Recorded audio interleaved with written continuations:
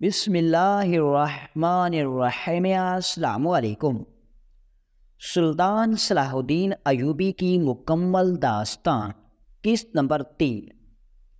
قلعہ تقریت کے حاکم نجم الدین ایوب کے چھوٹے بھائی اسد الدین ایوب نے آزوری کو کئی بار دیکھا تھا، لیکن وہ ہمیشہ نصف نقاب میں نظر آتی تھی۔ پردے کا عام رواج نہیں تھا۔ عورتیں عام طور پر لباس پر چادر ڈال کر سودا سلف خریدنے کے لیے بازار جاتی۔ صرف امیر خواتین نصف جالی دار سیاہ نقاب ڈالتی تھی۔ قلعے میں مسلمانوں کے علاوہ مجوسیوں، کفرانیوں اور یہودیوں کی بھی آبادی تھی۔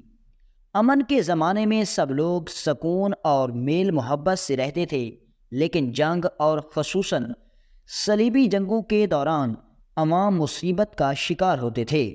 یہی حال نصرانی قلعوں کا بھی تھا، وہاں بھی مسلمان رہا کرتے تھے۔ جورا، جو کہ اسد الدین کی محبوبہ کی ملازمت تھی، تھوڑی دور اسد کے ساتھ چلتی رہی، پھر بولی، آپ پیچھے پیچھے آئیں، میں بھاگ کر آزوری بی بی کو آپ کے آنے کی خبر کرتی ہوں۔ اسد کچھ کہنا چاہتا تھا، لیکن جورا اس سے پہلے ہی بھاگ اٹھی۔ اسد کے قدم بھی کچھ اور تیز ہو گئے۔ وہ آزوری کے دروازے پر پہنچا تو جورا باہر کھڑی تھی اور آزوری اندر کی طرف دروازے سے آنے لگی۔ کھڑکی سے اسد نے نظریں اٹھا کر آزوری کو دیکھا۔ نصف نقاب کے پیچھے آزوری کا چہرہ چودھویں کے چاند کی طرح دمک رہا تھا، لیکن غلافی آنکھوں کی بھاری پلکوں میں آنسو کے موتی بھی چمک رہے تھے۔ کیوں رو رہی ہو آزوری؟ اسد نے سپاہانہ اکھڑ پن سے پوچھا۔ آزوری کی آنکھوں سے دو موتی ٹپک پڑے اور غمگین آواز میں بولی، منچلے، کاش تمہیں معلوم ہوتا کہ میں کیوں روتی ہوں۔ اچھا تو پہلے رو لو، پھر بات کروں گا، اسد نے کھردرے لہجے میں کہا۔ لوگ ٹھیک ہی کہتے ہیں کہ عورتوں کو صرف آنسو بہانا آتے ہیں۔ آزوری نے جلدی سے آنسو پونچھ ڈالے اور بولی، لوگ یہ بھی تو کہتے ہیں کہ عورت کے آنسو قیمتی ہوتے ہیں۔ اس نے ایک ہلکا سا وحشیانہ کہکا لگا کر کہا، وہ لوگ احمق اور بزدل ہیں۔ آنسو تو آنکھوں کا پانی ہے، اس کی کیا قیمت ہو سکتی ہے؟ ہاں، خون بہانا ضرور بہادری ہے۔ تو میں بے وقوف ہوں؟ آزوری کی آنکھیں پھر چھلک آئیں۔ تم جنگ پر گئے تھے، میں آنسو نہ بہاتی تو کیا کس سے لگاتی؟ اسد ہمدردی کرنے کی بجائے جھالا ہو گیا، یعنی غصہ کر گیا۔ دیکھو آزوری، مجھے رونے والی صورتیں اچھی نہیں لگتی۔ تم رونا بند نہیں کرو گی تو میں یہاں سے چلا جاؤں گا۔ روتی ہے جس کا بیٹا مارا جاتا ہے، یا پھر بہن روتی ہے جب اس کا بھائی قتل ہو جاتا ہے؟ تمہیں رونے کی کیا ضرورت ہے؟ تم میری کون ہو؟ نہ ماں اور نہ بہن۔ آزوری کو اسد کے بھولے پن پر افسوس ہونے کے ساتھ ساتھ ترس بھی آیا۔ اس نے سوچا کہ کیا اسد واقعی ہی اتنا سیدھا ہے؟ کیا یہ عورت کی آنکھوں میں جھانکتا نہیں؟ جانتا شاید اسے عورت کا چہرہ بھی پڑھنا نہیں آتا۔ دراصل اسد الدین نے جس ماحول میں آنکھیں کھولی تھی، وہاں نہ تو حسن کی عشوت رازیاں تھیں اور نہ ہی عشق کی پرکاریاں۔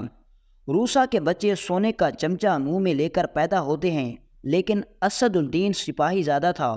وہ پیدا ہوا تو اس کے منہ میں عینی چیچا دیا گیا، جو عمر کے ساتھ ساتھ تلوار میں بدل گیا۔ پھر وہ کیسے جانتا کہ ہجر کیا ہے اور عشق کیا ہے؟ فراق کسے کہتے ہیں؟ محبوب مصیبت میں مبتلا ہو یا جنگ پر جائے تو عورت بیٹھے بیٹھے کیوں رو پڑتی ہے؟ اچھا منجلے، میرے دل کا کچھ بھی حال ہو، تمہارے سامنے اب کبھی نہیں رہوں گی، آزوری نے کہا۔ اسد الدین کے چہرے سے خوشی جھلک پڑی، جلدی سے بولا، اب میں بہت خوش ہوں۔ تمہاری ہنستی ہوئی آنکھوں مجھے بہت اچھی لگتی ہے، اور میں اچھی نہیں لگتی؟ آزوری نے اسد کے خفتہ جذبات پر ضرب لگائی۔ اسد الدین پہلی بار گھبرا گیا۔ ہاں ہاں، تم بھی اچھی ہو، تمہارے بال اچھے ہیں، تمہارا سراپا بہت اچھا ہے، آزوری نے شرارت بھرے لہجے میں کہا۔ میرے سراپا کا تمہیں کیا پتہ؟ کبھی تم نے مجھے چھو کر تو دیکھا نہیں۔ دیکھو میرا ہاتھ کیسا بڈھا اور بے ڈور ہے۔ یہ کہہ کر اس نے آستین بازو تک کھینچ کر میرے جیسا نرم اور سفید ہاتھ اسد کی طرف بڑھا دیا۔ اسد کی آنکھوں میں چکا چونک پیدا ہوئی۔ اس نے مرد و زن کے کئی خون میں لتھڑے ہوئے ہاتھ تو دیکھے تھے، لیکن عورت کا بازو تک کھلا ہاتھ دیکھنے کا یہ پہلا موقع تھا۔ آذوری کی خادمہ جورا کے پاس کھڑی ان کی باتیں بڑی دلچسپی سے سن رہی تھی۔ اس نے محسوس کیا کہ یہ باتیں اگر کسی راہ چلتے کے کان میں پڑ گئیں تو خواہ مخواہ بات کا بتنگڑ بن جائے گا، اس لیے وہ خاموش نہ رہ سکی۔ باہر کھڑے ہو کر باتیں کرنا اچھا نہیں لگتا، آپ اندر چل کے بیٹھیے۔ یہ تو جیسے آذوری کے دل کی بات تھی۔ اس نے ہاں میں ہاں ملائی۔ ٹھیک کہہ رہی ہے جورا، اندر آ جاؤ منچلے۔ اسد دین کا جی چاہا کہ اندر چلا جائے، مگر جیسے اسے کچھ یاد آ گیا جلدی سے بولا، نہیں آذوری، میں اندر نہیں آؤں گا۔ برادر بزرگ نجم الدین نے کہا ہے کہ کبھی کسی عورت سے اکیلے میں بات نہ کرنا اور نہ اس کے گھر میں قدم رکھنا۔ یہ بات اس نے ایسی معصومیت سے کہی جیسے چھوٹے بچے اپنے والدین کی سکھائی کوئی بات بھری محفل میں بے باک معصومیت سے دہرا دیتے ہیں۔ آذوری نے شوخی سے کہا، آپ تم بچے نہیں ہو منچلے، پھر نہ یہ میرا گھر ہے اور نہ اکیلی ہوں، گھر میں میری ماں اور چھوٹا بھائی ہے، ابا جان بھی آتے ہی ہوں گے، سب تم کو جانتے ہیں اور تمہاری بہت عزت کرتے ہیں، ہم تمہارے احسان مند ہیں منچلے۔ اسد کے دماغ میں شاید یہ بات ٹھیک سے بیٹھ گئی تھی، اس لیے اس نے بے دھڑک قدم بڑھا دیا۔ جورا نے دوڑ کر آنگن میں چارپائی ڈال کر اس پر قالین بچھا دیا۔ اسد چوپ چاپ چارپائی پر بیٹھ گیا۔ آذوری اس کے بالمقابل دوسری چارپائی پر آ بیٹھی۔ تم گھر سے باہر تو نہیں گئی تھی؟ اسد نے سوچتے ہوئے پوچھا۔ گئی تھی، کئی بار، آذوری نے ہنستے ہوئے کہا۔ اسد زور سے چیخا، کیوں گئی تھی؟ میں نے منع کیا تھا تمہیں۔ آذوری نے اس کے غصے کا کوئی اثر بول نہ کیا اور ہنستی رہی۔ جواب دو، کیوں باہر گئی تھی؟ سپاہی زادے نے آذوری کی نہیں کو شاید اپنی توہین خیال کیا۔ آذوری نے نظریں جھکا لی اور بولی، میں تمہاری کیا لگتی ہوں؟ مجھے حکم کیوں دیتے ہو؟ اسد الدین کے سر پر ہتھوڑا سا پڑا، وہ اٹھ کھڑا ہوا۔ میں جا رہا ہوں، وہ غرایا۔ میں نہیں جانے دوں گی۔ آذوری نے اس کا ہاتھ تھام لیا۔ اسد نے بڑے بڑوں سے ہاتھ ملائے تھے، بتو کے پنجوں میں پنجہ ڈالا تھا، لیکن آذوری کا نازک ہاتھ نہ جانے کس چیز کا بنا ہوا تھا، اس کے جسم میں بجلی سا دوڑ گئی۔ اس نے چاہا کہ ہاتھ چھڑا لے، مگر وہ ایسا نہ کر سکا۔ اس کا جی چاہا کہ آذوری یوں ہی اس کا ہاتھ پکڑے رہے اور بجلی کی یہ رواس کے جسم میں اسی طرح دوڑتی رہے۔ آذوری نے اسے چارپائی پر بٹھا دیا۔ تم نے یہ تو پوچھا نہیں کہ میں کیوں باہر گئی تھی؟ میں نہیں پوچھوں گا۔ اسد کا غصہ غائب ہو گیا۔ کیوں نہیں پوچھو گے؟ آذوری نے اس کی آنکھوں میں آنکھیں ڈال دی۔ اسد نے آذوری کے الفاظ دہرائے، تم میری کون لگتی ہو؟ میں تمہیں کیوں حکم دوں؟ آذوری کھلکھلا کر، نہیں تو۔ اسد الدین کو آذوری کا اس کا ہنسنا بے حد بھلا معلوم ہوا۔ وہ بھی مسکرانے لگا تو آذوری بولی، تم میرے سب کچھ لگتے ہو منچلے، تمہیں حکم دینے کا اختیار ہے۔ اسد سمجھتے ہوئے بولا، کبھی کہتی ہو کچھ نہیں لگتے، کبھی کہتی ہو سب کچھ لگتے ہو، تمہاری باتیں میری سمجھ میں نہیں آتی۔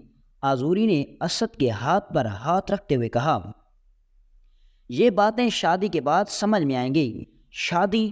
اسد حیرت سے اس کا منہ دیکھنے لگا۔ ہاں شادی، آذوری نے سنجیدگی سے کہا۔ آپ تم شادی کر ڈالو منچلے۔ کیوں کروں شادی اور کس سے کروں؟ اسد نے بحث شروع کر دی۔ آذوری نے اسے سمجھایا، بھولے منچلے، زندگی کا مقصد صرف تلوار چلانا ہی نہیں، سب ہی شادی کرتے ہیں۔ حاکم تقریت نے بھی تو شادی کی ہے، تم بھی کوئی اچھی سی لڑکی دیکھ کر شادی کر لو۔ اچھی سی لڑکی؟ اسد نے پوچھا۔ اچھی سی لڑکی کیسی ہوتی ہے؟ جسے تم پسند کرتے ہو وہی۔ آذوری نے اس کا جواب دیا۔ مجھے تم پسند ہو، اسد نے کہا۔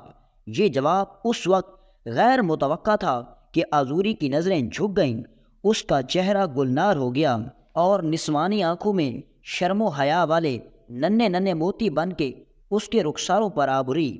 وہ کچھ ایسی گھبرائی کہ بھاگ کر اندر چلی گئی۔ جورا قریب ہی کھڑی تھی، اس نے کہا، آپ نے غضب کر دیا، ایسی باتیں منہ سے نہیں نکالا کرتے۔ آزوری بی بی شرما کے چلی گئیں۔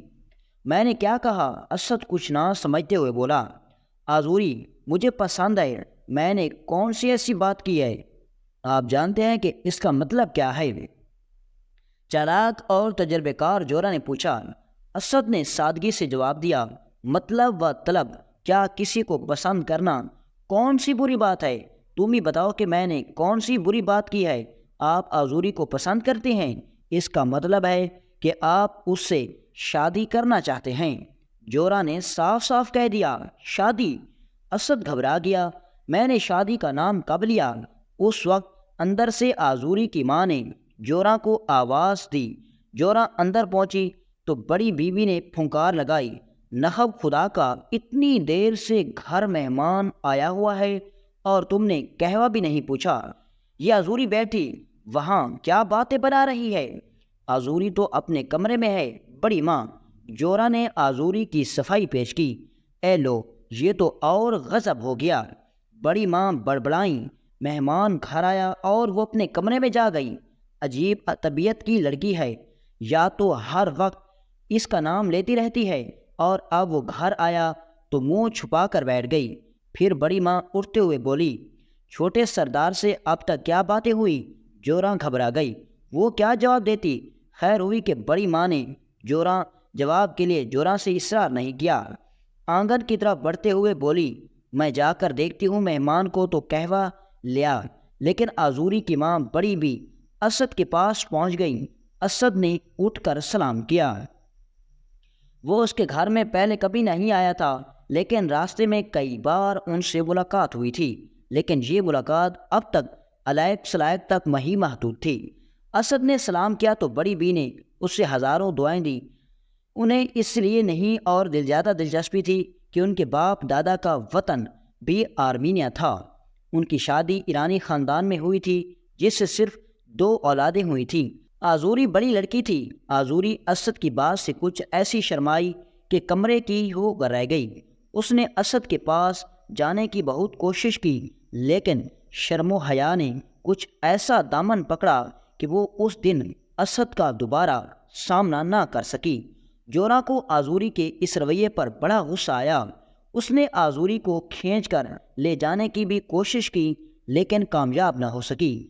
اسد تھوڑی دیر بڑی بی سے باتیں کرتا رہا، پھر ان سے اجازت لے کر چلا گیا۔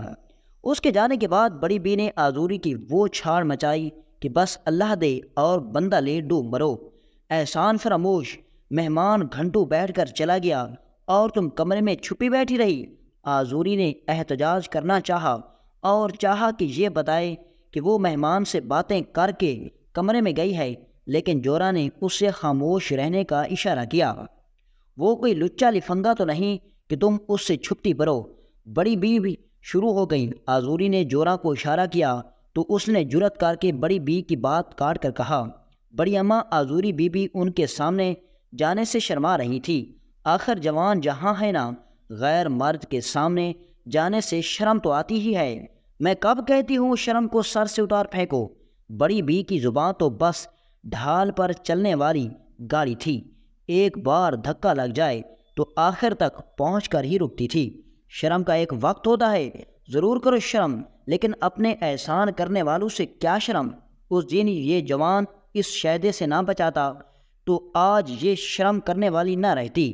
آزوری کے باپ کے آ جانے سے بڑی بی کی زبان رک گئی۔ وہ میاں کے ساتھ اٹھ کے اندر چلی گئی۔ ممکن ہے انہوں نے میاں کے سامنے بھی یہ مسئلہ چھیڑ کر دل کی پوری بھڑاس نکالی ہو، لیکن آزوری اور جورا کی جان چھوٹ گئی اور وہ مسکرا کر ایک دوسرے کو دیکھنے لگی۔ اسد الدین آزوری کے گھر سے نکلا تو گہری سوچ میں ڈوبا ہوا تھا۔ آزوری کی باتیں اس کے سمجھ میں نہیں آئیں، لیکن جورا کا واضح اشارہ اس کی سمجھ میں آ گیا تھا۔ شادی کے مسئلے پر اس نے اس سے پہلے کبھی غور نہیں کیا تھا۔ یہ ضروری تھا کہ وہ آزوری کو پسند کرنے لگا تھا، لیکن اس سے زیادہ کچھ اور نہیں۔ وہ انہی باتوں میں الجھا ہوا سر جھکائے چلا جا رہا تھا کہ ایک گھوڑا اس کے سامنے آ کر رکا۔ اسد نے سر اٹھایا۔ گھوڑے پر تخلو جامو بیٹھا مسکرا رہا تھا۔ سلام عرض ہے چھوٹے سرور، جامو کے لہجے میں بلا کا طنز تھا۔ اسد کچھ سمجھا نہ کچھ سمجھا، اس نے سلام کا جواب دے کر قدم آگے بڑھا دیا۔ شاید اس وقت وہ جاموں سے الجھنا نہیں چاہتا تھا۔ کہاں سے تشریف لا رہے ہیں چھوٹے سردار؟ اس بار جاموں کے انداز میں پہلے سے زیادہ طنز تھا۔ اس نے اسے گھور کے دیکھا۔ تم کون ہوتے ہو پوچھنے والے؟ اور اس کے تیوریوں پر بل پڑ گئے۔ غصہ نہ کیجیے چھوٹے سردار، جاموں بول پڑا۔ میں کیوں کہوں کہ آپ آزوری کے پاس سے آ رہے ہیں؟ بہت دنوں بعد ملاقات کے لیے تشریف لائے۔ آپ اسد جیسا تند مزاج انسان اپنی توہین کیسے برداشت کرتا؟ اس نے بڑھ کر جاموں کی کمر میں ہاتھ ڈالا اور اسے گھوڑے سے نیچے کھینچ لیا۔ اب کہو اسد، اس کا گریبان پکڑ کر بولا۔ جاموں اس اچانک حملے سے گھبرا گیا، نرم آواز میں بولا، چھوٹے سردار میرا گلا چھوڑیے، میں تو آپ کا ہمدرد ہوں۔ اسد نے اس کا گریبان چھوڑ دیا تو وہ مزید بولا، ایک بات کہوں، اگر آپ برا نہ مانیں، بات بری نہیں ہونی چاہیے۔ اسد نے سختی سے کہا، نہیں نہیں چھوٹے سردار۔ چگلو جاموں ہنستے ہوئے بولا، میں حاکم کلا کے بھائی سے گستاخی کی جرت کیسے کر سکتا ہوں؟ فضول مت بکو، اسد نے ڈانٹا، جو کہنا ہے جلد کہو۔ تغلو جاموں نے متین چہرہ بناتے ہوئے کہا، چھوٹے سردار، آزوری کا باپ ایرانی ماں تو میرے علاقے کی رہنے والی ہے۔ اسد کی زبان سے نہ جانے کیوں مل گیا، جاموں کو موقع مل گیا۔ اس نے فوراً کہا، آپ کوشش کر کر دیکھیے، یہ بیل مونڈے نہیں پڑے گا۔ اب اسد کو اپنی غلطی کا احساس ہوا، لیکن تیر تو کمان سے نکل چکا تھا۔ اس نے جان چھڑانے کے لیے کہا، بیل مونڈے چڑھے نہ چڑھے، میں کوئی کوشش نہیں کر رہا۔ کہتے ہوئے اسد آگے بڑھ گیا۔ ان دونوں کی تو میں سن کر کچھ لوگ قریب آتے گئے۔ اسد جلد سے جلد ان سے دور نکل جانا چاہتا تھا۔ اس نے لمبے لمبے ڈک بھرنا شروع کر دیے۔ وہ تھوڑی ہی دور گیا تھا کہ مغلف جاموں گھوڑے پر سوار ہو کر پھر اس کے برابر آ گیا۔ اسے دیکھ کر اسد کا خون کھولنے لگا۔ اسے سے بولا، اب کیا کہنا ہے تجھے؟ تغلو جاموں نے گھوڑا موڑا اور ایڑ لگاتے ہوئے کہا، مجھے تو سردار آزوری نوالا نہیں جس سے آپ نکل جائیں، اس پر پہلے میری نظر پڑی ہے، وہ اس پر پہلا حق میرا ہے۔ ٹھہر تو جا کمینے، ذلیل کیے۔ اسد اس کی طرف دوڑا، مگر جاموں کا گھوڑا ہوا ہو چکا تھا۔ اس کو اس وقت اپنے پیدل آنے پر افسوس ہوا، لیکن یہ تو اس کا معمول تھا، وہ پورے قلعے کا پیدل ہی چکر لگایا کرتا تھا۔ اسد کو اس گفتگو سے یہ اندازہ ہو گیا کہ تغلو جاموں کی دشمنی اب کھل کر سامنے آ گئی ہے۔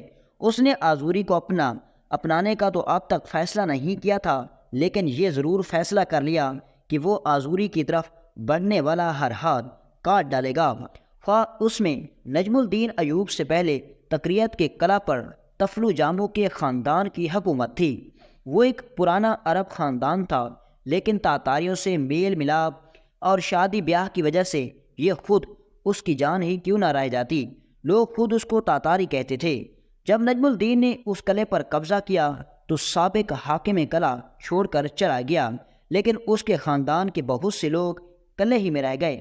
نجم الدین ان لوگوں کی بہت عزت کرتا اور ان کی دل جوئی کے لیے اکثر ان کی غلطیاں نظر انداز کر دیتا تھا۔ اسے یہ تو معلوم تھا کہ اس کا بیٹا اچھے کردار کا مالک نہیں اور خواہ مخواہ لوگوں سے جھگڑے مول لیا کرتا ہے، لیکن تغلو جاموں نے کل کے واقعے کو باپ کے سامنے ایسے انداز میں پیش کیا تھا جس سے اس کے خاندان کی توہین کا پہلو نکلتا تھا۔ لہٰذا وہ بولا، اے تقریت کے حاکم، ہم نہ تو کوئی اپنی خاندانی عظمت کا ذکر کرنا چاہتے ہیں اور نہ ہی ہمیں آپ کے ہمدردانہ سلوک سے کوئی شکوہ ہے، لیکن چھوٹے سردار اسد الدین جس طرح گلی کوچوں میں ہمارے خاندان پر کیچڑ اچھالتے ہیں وہ ہمارے لیے ناقابل برداشت ہے۔ اگر آپ کو یا قلعہ والوں کو یہاں ہمارا خاندانی وجود پسند نہیں تو حکم دیجیے، ہم قلعہ چھوڑ کر کہیں اور چلے جاتے ہیں، لیکن چھوٹے سردار کا توہین آمیز رویہ ہم برداشت نہیں کر سکتے۔ آخر ہم بھی تاتاری ہیں۔ نجم الدین نے اس طویل گفتگو کے دوران میں کئی بار پہلو بدلا، اس کے چہرے پر کئی رنگ آئے اور گزر گئے، لیکن اس نے بیچ میں ٹوکنا مناسب نہ سمجھا اور بڑے صبر سے مغلو جاموں کے باپ کی باتیں سنتا رہا۔ پھر اس نے سب پر ایک تیرانہ نظر ڈالتے ہوئے کہا، معزز شہریوں، میرے دوستوں نے بڑی تفصیلی باتیں کی، مجھے آپ کے خلوص پر کوئی شبہ نہیں۔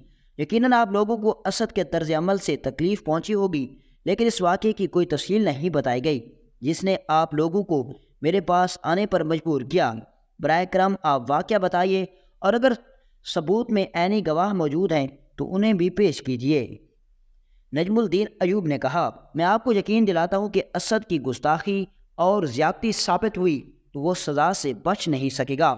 آپ کو یہ بات دل سے نکال دینی چاہیے کہ میں آپ جیسے معززین کے مقابلے میں اپنے سرکش بھائی کی طرفداری کروں گا۔ وفد میں سے ایک آدمی بولا، سردار محترم چھوٹے سردار اسد الدین، یوں تو آئے دن ہمارے خاندان کی تذلیل کیا کرتے ہیں، لیکن اب تو وہ ہمیں ایک عام شہری جیسے حقوق دینے پر بھی آمادہ نہیں۔ ہمارے چلنے پھرنے اور کہیں آنے جانے پر بھی پابندی لگا دی گئی ہے۔ ان کی شکایت کا مطلب نجم الدین کو اب بھی نامعلوم ہو سکا تو وہ ذرا چیر کر بولا، دوستو، اتنی باتیں کرنے کے باوجود آپ لوگ اصل واقعہ بیان کرنے سے گریز کر رہے ہیں۔ آگے کیا اگلی قسط میں دیکھنے کے لیے ہمارے چینل کو سبسکرائب کریں۔